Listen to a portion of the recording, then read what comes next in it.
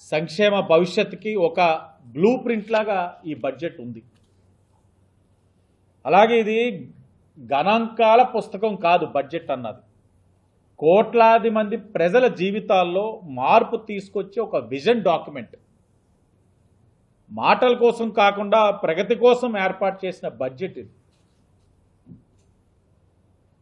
ప్రజల జీవితాల్లో నిజమైన మార్పు తెచ్చేందుకు ఈ బడ్జెట్ తప్పకుండా ఉపయోగపడుతుంది. బడుగు బలహీన వర్గాల అభివృద్ధి లక్ష్యంగా వ్యవసాయం, పారిశ్రామిక, సాగునీటి, విద్య, వైద్యం, టూరిజం, పంచాయతీరాజ్, మహిళా సంక్షేమ రంగాలకి బలోపేతం చేసే విధంగా ఈ బడ్జెట్ని ప్రవేశపెట్టడం జరిగింది.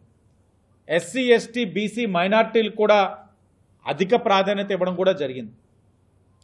అన్ని వర్గాల సమగ్ర అభివృద్ధి లక్ష్యంగా 3,32,205 కోట్లతో బడ్జెట్ ప్రవేశపెట్టిన గౌరవ ముఖ్యమంత్రి గారికి, ఉప ముఖ్యమంత్రి గారికి, ఆర్థిక శాఖ మంత్రి గారికి మనస్ఫూర్తిగా అభినందిస్తూ ఈ రాష్ట్రం ఈ విధంగా ముందుకి నడవడానికి కారణమైన ప్రధానమంత్రి నరేంద్ర మోడీ గారికి ఈ రాష్ట్ర ప్రజల తరపున, కూటమి ప్రభుత్వం తరపున మనస్ఫూర్తిగా ఆయనకి, నిర్మలా సీతారామన్ గారికి ధన్యవాదాలు తెలియజేస్తా ఉన్నాం.